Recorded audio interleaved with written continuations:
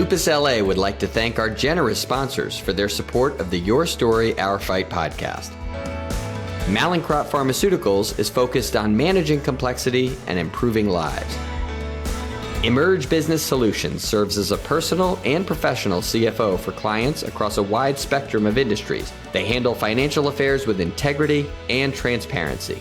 Gemini Beauty believes in beauty for a cause, and in their case, the cause is lupus. The team at Gemini is changing the skincare game for good. Hello and welcome back to another episode of the Lupus LA podcast, Your Story, Our Fight. I'm your host, Adam Selkowitz, and as always, I want to thank our sponsors for allowing us to deliver these super inspirational lupus patient stories directly to you, our audience, which is growing and growing, so we appreciate that. Keep liking and clicking and listening and watching and tell your friends because these stories are catching on and we appreciate all your support. Today, I am going to introduce you to Stacey Uberstine. Stacey, I've known Stacey for a long time. She is a longtime lupus advocate, a member of the Lupus LA Board of Directors, and a lupus patient. And I would say a fellow lupus patient because we've known each other really through the office of Dan Wallace for so many years, Stacey. And I think even before you were a board member. And what I love about you is you really have this incredible positive energy all the time. And I know we're going to hear through your story, you've been through some real ups and downs. But I love your attitude and I love your approach to battling this illness. So welcome to the podcast. Thank you. Good morning. Good morning. So tell me a little bit about, I always like to start of sort of where did these symptoms start? Where's your sort of first memory of, hey, this doesn't feel right? First memory came about 30 years ago. I was just I was starting a new business, living the life of a 25-year-old, kind of burning the candle at both ends. Right. Fatigue was incredible fatigue, to the point where I'd be in the grocery store. I'd be like, I could just lay on the ground here and let the carts go over me. It was tired you cannot explain. As well as I kept having a dislocated finger, and that really kind of keyed everyone in to start doing some further testing. And lo and behold, I got the diagnosis. And it was a fairly quick process for you to get diagnosed, right? I mean, or did it take a while? Dr. Wallace, it was instant. I wasn't chasing. I did go to one doctor prior, was not the right fit, and knew Dr. Wallace was the best, and saw him, and immediately he put the pieces to the puzzle together. We had the diagnosis, so we then proceeded ahead. And so tell me kind of what's your mindset as a 25-year-old, previously healthy, you're starting a brand new business. What does that feel like when you leave that office the first time after hearing you have a lupus diagnosis? First, absolute shock. Because I was an athlete growing up, always busy. I figured, you know what, I'm not going to let this get me down. One of the things that I kind of said to myself was, I'll allow myself 5 minutes a day to be on my pity pot. Because anything above that 5 minutes was really the only person it was detrimental to was to me. So really having that positive attitude really gets me through it. I try not to use lupus as a reason to lay in bed every day. Get up, go, and proceed. I do listen to my body, but I'm probably not the best patient. I do burn the candle at both ends. But I think I think there really seem to be two ways to approach the illness. And I think everybody has to find, I wouldn't say there's two ways. There's a spectrum. And I think everybody has to find where they can manage their lives the best on that spectrum. Some people need those, 2 days, go away, lay in bed for 2 straight days and come out fighting for the other 5 days of the week. And some people just need to keep it going. I'm sort of in your pool. I got to keep moving. I think part of that's sort of your brain gets to you. You start thinking too much about, oh, what is this feeling or what is that feeling? So maybe there's sort of an ignorance approach to it. But I admire that. I think that's, to me, I think it's whatever works best for you to get to that next day and that next week, along the way. So tell me, you started this company, you were starting a business. Did that continue? And how did you manage both things at once? It did. What I did with the business is I kept my illness a secret. No one knew. I didn't want to be perceived as sickly, incapable, weak. To be quite honest, Adam, this is my coming out. You are, my friends are finding out via you. I have about a handful of people. And that's after 30 years. I mean, you've had lupus for 30 years and you've really kept it a secret from the majority of people in your life. Yes. Family, even my kids, they don't know the extent of the disease. I did because I didn't want to be viewed. I didn't want them to worry. Kind of always felt like I was the Energizer Bunny. I just we joke and I'd put my rally cap on and just kept on going. And then eventually every time, there's times you just crash and burn, pick yourself back up and keep going. Unfortunately, the disease did take its toll, and Dr. Wallace told me I was done working. So he's the one that ended my career. When was that? When did I end my career? Probably about when I was about 15 years into the disease. Yeah. I mean, it's tough. I think the stress really has a big effect on the illness.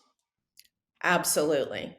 Absolutely. And it's just seemed every time we turned around, I just had some crazy, fluky thing, any side effect, anything weird I got and still do. So tell me a little bit about what it's been like to hold that secret from so many people for so long. And what do you think how hard has that been for you? I don't know if it's necessarily been really hard. I think it's harder to come out, to be honest with you. I'm a pretty private person. My closest friends I let in.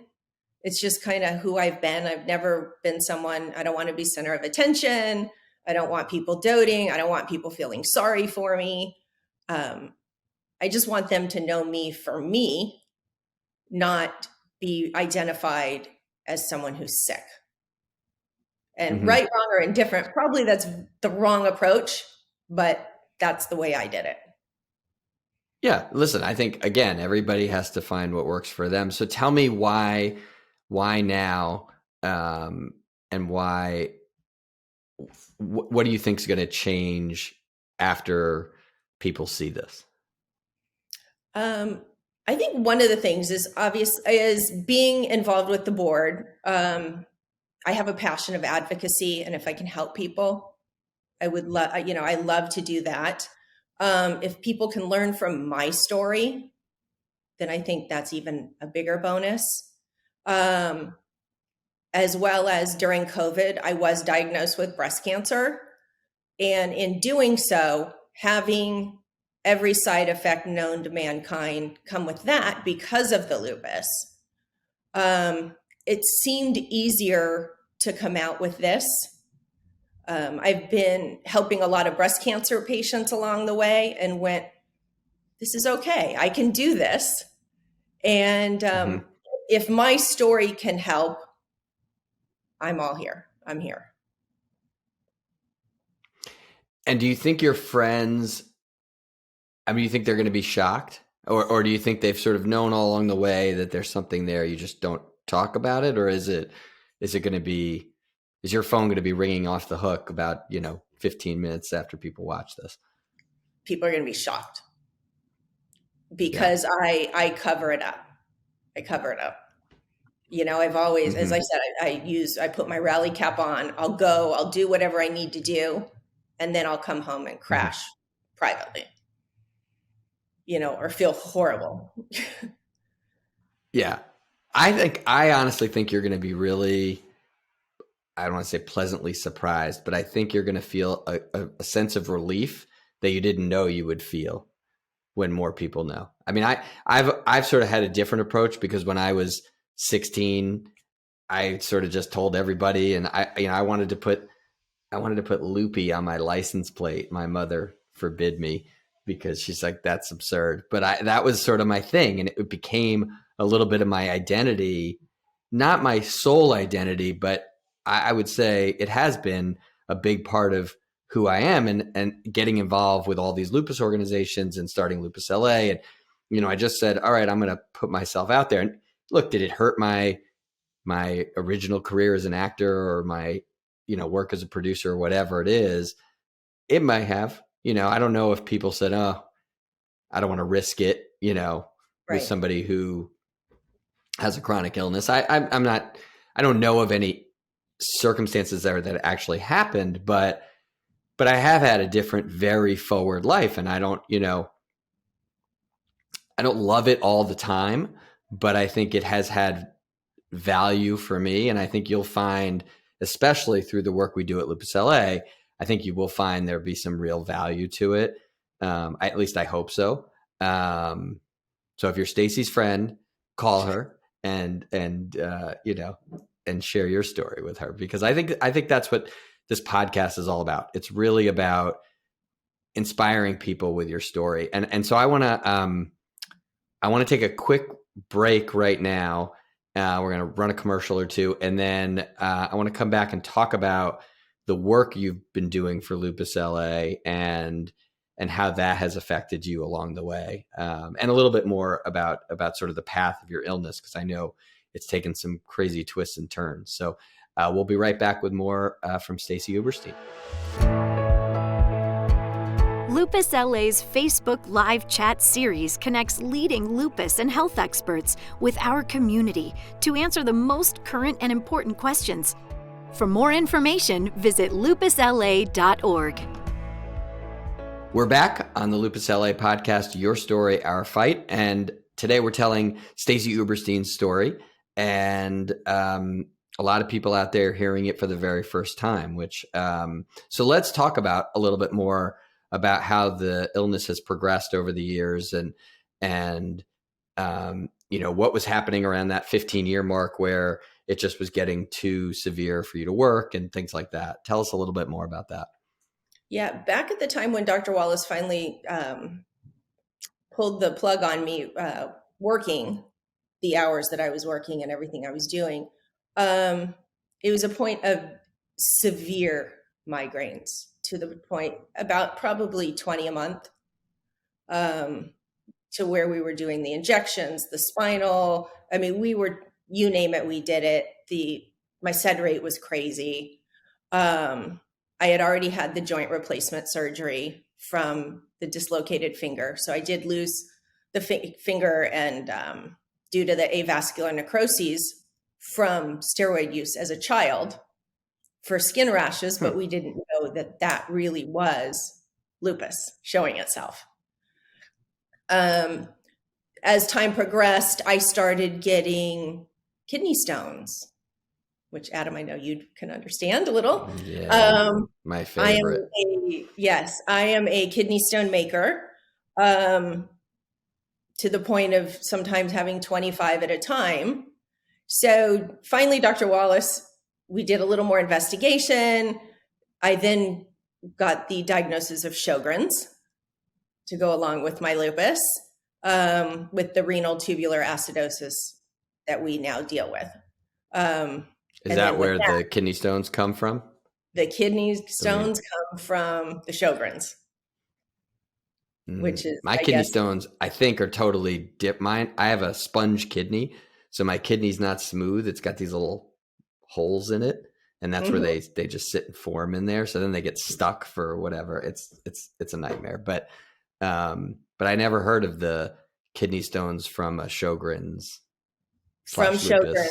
Sjogren's. And Okay. so during that, we did I think, if I'm saying, it was somewhat of an experimental treatment of Rituxan, a chemo treatment, a form of chemo called Rituxan, which is sometimes for rheumatoid arthritis.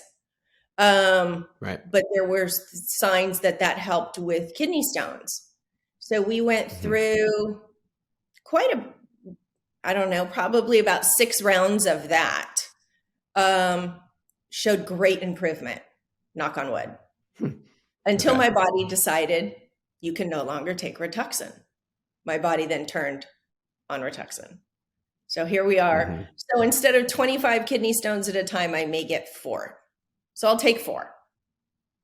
Right. Yeah. Yeah. And then if you have a great surgeon, as you and I both do, Dr. We share A, one, yes. we share one. Yeah. God 11. So The best. he's on speed dial, and we just proceed along. So the kidney stones have been a big one for me. Lots of little things, carotid body tumors that are strange, just breast cancer, however that one decided to show itself. So we were talking before, you were telling me that Dr. Wallace really sort of put you on a need to know basis in terms of results from your blood tests and things like that. Tell us a little bit about that sort of relationship and how that's affected you along the way. One of the things that I think, and I love the way Dr. Wallace handled it with me, was I was really on a need to know basis. He kept always saying, it's not for me to worry about. If I have a symptom, he's going to handle it. He kind of took the stress on when I present my issues to him. When it got to a point such as the massive kidney stones, then he said, well, just so you know, you've always had this marker in your blood work. We were just really waiting for it to show itself. I wasn't symptomatic of it, because that had been in my blood work from day one. So for me, I liked that approach. I think if I was to be told you have X, Y, and Z, I may start coming up and going, oh my goodness, what's X, Y, and Z? And then start having symptoms of X, Y, and Z. Right. Whereas I'd rather go to when you start, it's the symptom of like reading the internet, and you look up one blood test and you read the internet, and then you think, oh God, that's what I have. And, it's a runaway train. Well, and with autoimmune, that is the worst thing to do, because with autoimmune, the internet can tell you, yes, you have X, Y, and Z, and so you have this disease, when it's not true. With so many of autoimmune, you can have those markers, but still not have the disease. There's a lot of other components to be given the lupus diagnosis, the Sjogren's diagnosis, whatever in this autoimmune world is. And I get all the time certain blood tests that are abnormal, and I'll ask Dan or somebody else, and they'll say, oh, well, that's because you're on prednisone, or that's because you're on Plaquenil, or, it sort of messes with your blood work. But if you don't know that, you can say, oh, that test is abnormal. What else do I have? And I think that's a big part of autoimmunity and the treatments involved. Of course. Yeah. Like that's your norm. So I'm learning, like you look at your labs and you're going, oh my gosh, everything's red. Well, it's really not, because you can talk to Dr. Wallace and he's going to go, looks great. And I go with what Dr. Wallace says I go with, and like he said to me very early on is let him handle that. And I do wholeheartely. And whatever he says, I generally do. So what is it? I hear you. So what is it like to have a 30-year relationship with a doctor, like that? Because I think we sort of have a few different kinds of patients. Some have to go from doctor to doctor to doctor to really like find the right fit. And some have had wonderful experiences and have stayed with their doctors for a long time. And I've never really asked anybody this question, but what do you think? How is that relationship a part of your life in terms of the relationship you've had with Dr. Wallace for 30 years? I feel incredibly lucky. He's the best of the best. I was very lucky to find him and be able to get an appointment early on in my disease. He keeps me stable. He's brought on a team. I have a team of doctors, and all my team has not changed. So I think that speaks for who these doctors are and how they've managed my disease.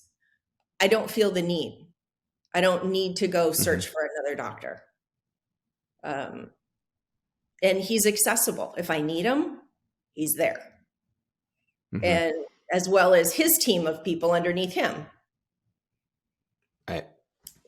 Yeah. No, it's very comforting, and I wish more rheumatologists would sort of take on that role, because I think it's that's a message I have for rheumatologists all over the country, is that you're forming a partnership with your patients, not like other illnesses, or primary care physicians. It's a real day in and day out kind of balancing act. And there are, plenty of doctors out there who who are there as the teammate. And I think that's such a great model for autoimmunity and for treatment of autoimmunity, because it really is it changes constantly. And it's a balancing act, because you also don't want to have a codependency, but you need to find that balance, I think.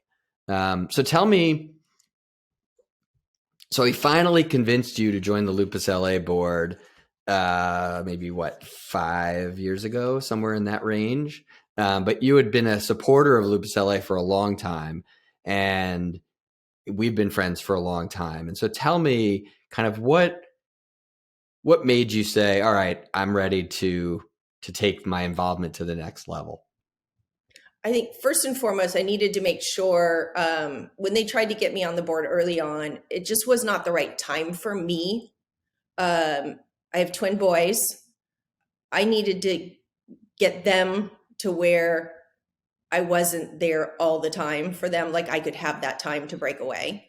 I had my expectations on the time and my expectations on how I wanted to raise them and the time I spent with them.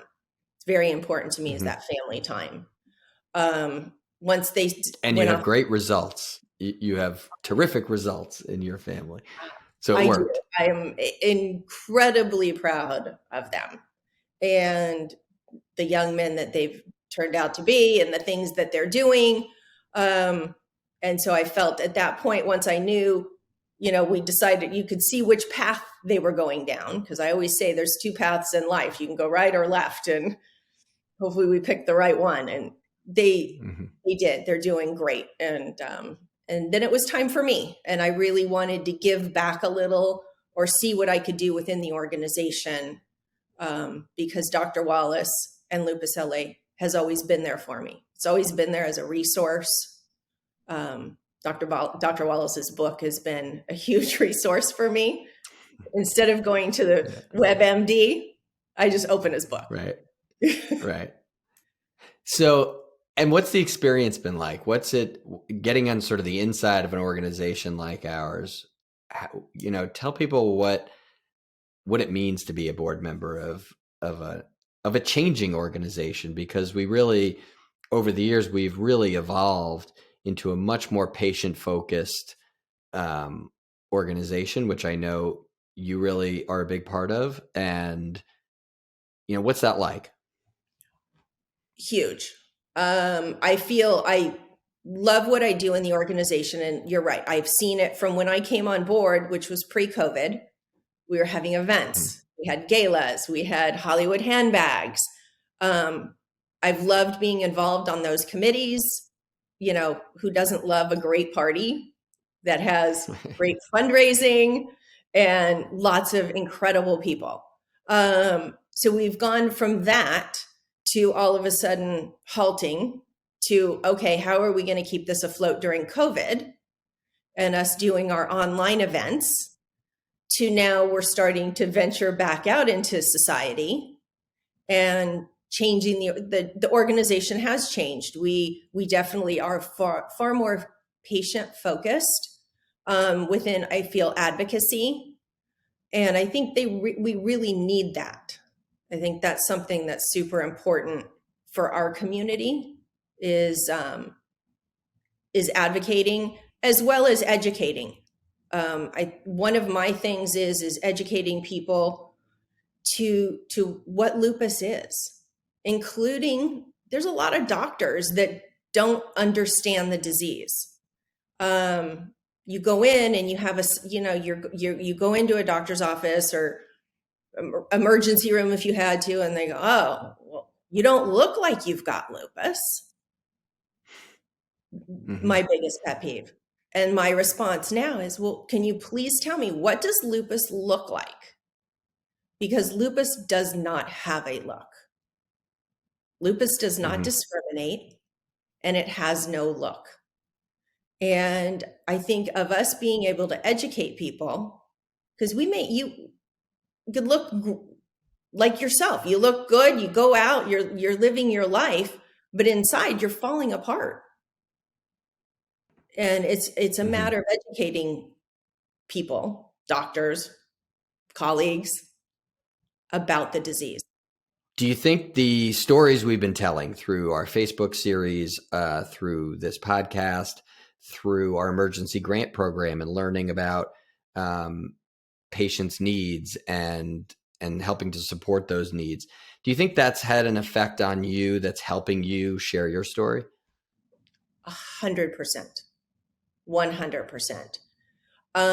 In seeing primarily through COVID and really the podcast expanding, our Facebook Lives, our Instagrams, all of those have been, I feel, very, very powerful. And the fact that we've got an international reach now, which we were always kind of looked at as just little Lupus LA. And we are not little Lupus LA. We're international. We are touching people all over the country, and helping people that don't have resources, whether it's someone who couldn't afford when people couldn't get Plaquenil during COVID. I mean, because some people said some things out there about Plaquenil, and we then had a Plaquenil shortage.